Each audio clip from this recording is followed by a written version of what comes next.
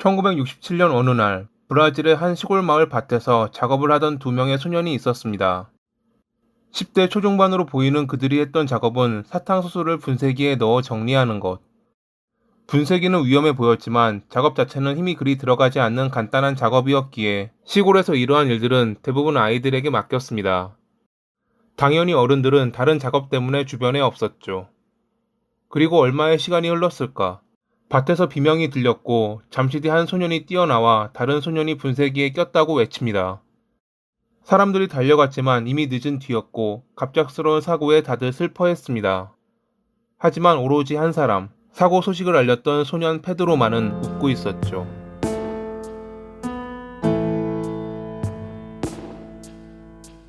1954년 10월 29일에 브라질 남동부에 위치한 미나스 제라이스에서 태어난 페드로는 어릴 때부터 폭력적인 환경에서 자랐습니다. 그는 어머니의 뱃속에 있을 때 아버지의 발길질로 머리에 상처를 입고 태어났죠. 아버지는 평소에 관대하고 정직하며 열심히 일하는 사람이었지만 술만 마시면 개차반으로 변해 주변 사람들에게 주먹을 휘둘렀습니다. 그럴 때마다 장남이었던 페드로는 어린 동생들을 지키기 위해 홀로 그 폭력을 견뎠다고 합니다. 초등학교에 들어간 뒤로 그는 방과 후에는 할아버지와 함께 정육점의 도살장에서 일했습니다. 그는 할아버지에게 총 쏘는 법부터 시작해 여러 가지를 배웠고 아버지보다 다정했던 할아버지를 잘 따랐습니다. 학교에서 친구들과 어울리고 방과 후에는 정육점에서 일을 하고 일요일은 어머니를 따라 교회에 갔던 것이 그의 어린 시절 기억이었습니다. 그는 교회를 좋아하진 않았지만 어머니를 좋아했기에 일요일은 꼭 어머니와 함께 했다고 합니다. 할아버지와 친해지면서 그는 자기 머리에 남은 상처에 대해 듣게 되었고 평소에도 아버지를 그리 좋게 보지 않았지만 자기 머리에 상처를 입힌 사람이 아버지라는 것에 원망을 키워갔습니다. 그래도 이때까지는 별다른 폭력적인 모습을 보이진 않았습니다. 그저 어디에서나 흔히 볼 수 있는 소년이었죠. 하지만 13살이 되었을 때 그는 첫 살인을 저질렀습니다. 이 무렵 그는 사촌형과 시비가 붙어 그에게 얻어맞았는데 당시에는 힘으로 이길 수 없어 복수를 다짐했습니다. 그리고 며칠 뒤 둘은 할아버지의 부탁으로 사탕수수 밭에서 분쇄 작업을 했고 사촌형이 분쇄기에 가까이 갔을 때 페드로는 그를 밀어 살해했습니다. 가끔 이러한 사고가 나기에 마을 사람들은 운이 나빴다며 장례를 치렀고 경찰은 이를 맡겼던 할아버지에게 제대로 감독하겠다는 서류를 작성하는 것으로 마무리했습니다. 그렇게 완전 범죄를 저질렀던 페드로는 겉으로는 슬퍼했지만 속으로는 자기를 괴롭혔던 사촌형의 죽음이 정당한 결과라며 웃음지었습니다. 이때부터 그는 자신은 정의를 실행하는 사람이라며 나쁜 사람들을 응징하겠다고 맹세했습니다. 그리고 14살이 되었을 때 그는 두 번째 살인을 저질렀습니다. 정의라는 이름 아래 말이죠. 당시 그의 아버지는 학교 야간 경비로 일하고 있었는데 어느 날 학교 물건을 훔친 혐의로 해고됐습니다. 아버지는 술만 마시면 폭력적이긴 했지만 평소에는 정직한 사람이었기에 페드로는 이것이 누명이라고 확신했습니다. 그는 일단 아버지를 해고하는데 결정적인 지시를 내린 이를 찾아가 총으로 쏴 살해했고 아버지와 함께 일했던 다른 경비원이 진범이라 생각해 그 역시 살해했습니다. 그가 범인이라는 증거는 없었지만 페드로는 훗날 그에게 총구를 들이밀었을 때 범행 사실을 인정하기에 쏘았다고 주장했죠. 두 건의 살인을 저질렀으니 경찰이 자기를 쫓을 것이라 생각한 그는 상파울루 외곽으로 도망쳤습니다. 거기서 그는 마약상의 미망인인 마리아라는 여성을 만나 사랑에 빠졌고 그녀의 남편이 하던 일을 물려받았습니다. 그의 주장에 따르면 자기는 약을 사람들에게 팔긴 했지만 살면서 한 번도 하진 않았다고 합니다. 사랑하는 연인과 손에 거머쥐어진 많은 돈. 그는 나름 행복했지만 얼마 뒤 상대 세력의 총격으로 마리아가 사망합니다. 상대 세력의 우두머리 카를로스가 자기를 위협하기 위해 그런 지시를 내렸다는 것을 알게 된 페드로는 그에게도 소중한 사람을 잃는 감정이 어떠한지 알려주겠다며 똑같은 복수를 해주겠다고 다짐했습니다. 그리고 얼마 뒤 카를로스 동생의 결혼식장을 찾아가 하객들을 포함 다수의 사상자를 내며 복수에 성공했죠. 적은 외부에만 있었던 것은 아니었습니다. 조직 내부에서도 갑자기 굴러들어온 그를 곱깝게 여기는 이들이 있었고 그들은 그를 죽이기로 결심했습니다. 어차피 이제 그의 뒤를 봐주었던 마리아도 없으니 방해될 것은 없었죠. 어느 날 3명의 조직원은 그에게 수영이나 하자고 꼬드겼고 별다른 생각 없이 페드로는 그들과 함께 호수로 향했습니다. 근데 도중에 동행했던 조직원의 아내가 그에게 위험을 알렸고 페드로는 조직원들을 방심시킨 뒤 선수를 쳐 총을 먼저 쏘았습니다.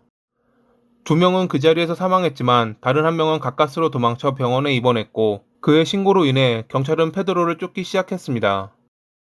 하지만 이 무렵 그는 뒷세계로 숨어들었고 그동안의 노하우를 살려 다시 사람을 모아 약을 팔아 돈을 벌었습니다. 브라질은 무법지대인 곳이 많았으니깐요. 그의 삶은 더 거칠어졌고 어느덧 30건이 넘는 살인을 저질렀습니다. 하지만 그는 자기가 하는 짓이 나쁜 사람들을 없애는 정당한 행위라고 생각했습니다. 자기와 반대되는 세력은 개인적인 적일 뿐만 아니라 공동체 전체의 적이고 그들이 사라지면 그들에게 고통받던 이들이 해방된다고 말이죠.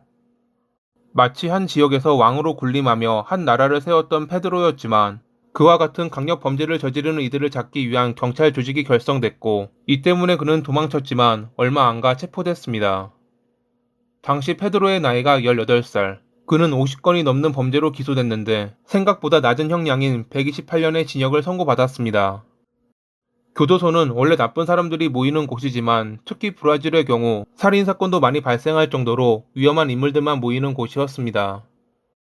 그러다 보니 교도관들도 자신의 생명, 더 나아가 가족까지 위협받을까 두려워 죄수끼리 싸움이 붙어도 곧바로 말리지는 못하고 상황이 끝난 뒤에야 움직일 수밖에 없었습니다. 페드로는 원래 적이 많았기 때문에 교도소 안에서도 여러 사고에 휘말렸는데 그가 안에서 살해한 사람의 수만 해도 48명에 달했다고 합니다. 그 중에는 그의 아버지도 포함돼 있었습니다. 그는 수감 당시 어머니가 아버지에게 살해됐다는 것을 뉴스를 통해 접했습니다.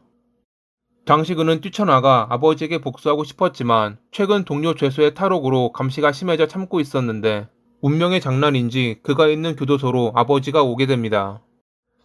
그는 쉬는 시간에 교도관을 위협해 열쇠를 훔쳐 아버지가 있는 방으로 갔고 준비했던 흉기로 살해했습니다.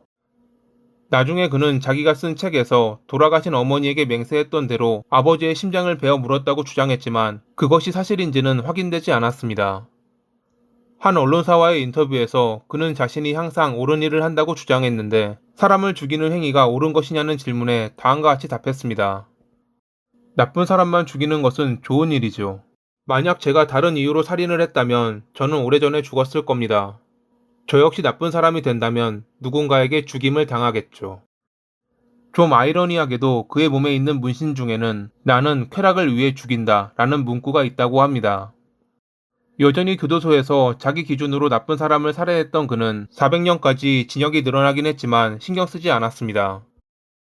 브라질 형법 제75조에 따르면 30년 이상의 징역 금지, 즉 30년 이상 수감되는 것을 금지하는 항목이 있었거든요. 실제로 그는 2007년에 석방됐는데 2011년에 수감 당시 일으켰던 범죄로 체포돼 8년의 징역을 선고받고 2018년이 되어서야 자유로운 몸이 되었습니다. 그리고 2023년 3월 5일에 그는 상파울루에 있는 여동생 집 앞에서 두건을 쓴 두 남성에 의해 살해됐습니다. 그의 말대로라면 그 역시 누군가에게는 나쁜 사람이었던 것입니다. 그를 진찰했던 한 심리학 전문가는 페드로가 사이코패스지만 개인적인 윤리 강령에 의해서 범행을 저지르는 특이한 케이스라고 밝혔습니다. 페드로의 주장처럼 그의 손에 살해된 이들은 대부분 나쁜 사람들이었습니다. 하지만 과거를 떠올려보면 그의 첫 살인이었던 사촌형을 비롯해 애인의 복수 때문에 상대 동생의 결혼식에 난입해 하객들까지 살해한 것을 보면 결국 그 역시 우리가 흔하게 봐왔던 나쁜 사람의 틀에서는 벗어나지 못합니다. 그저 자기만 생각하는 그런 나쁜 사람들 말이죠. 그럼에도 몇몇 사람들은 그를 범죄가 만연한 나라의 구세주라고 칭했고 유명 소설 덱스터의 영감을 주기도 하는 등 많은 이들에게 영향을 끼쳤습니다. 만약 그가 좀 더 올바른 가치관을 가지고 올바른 길로 갔다면 좋은 모습으로 사회에 공헌하지는 않았을까라고 생각하며 이만 마칩니다. 오늘도 시청해주셔서 감사합니다.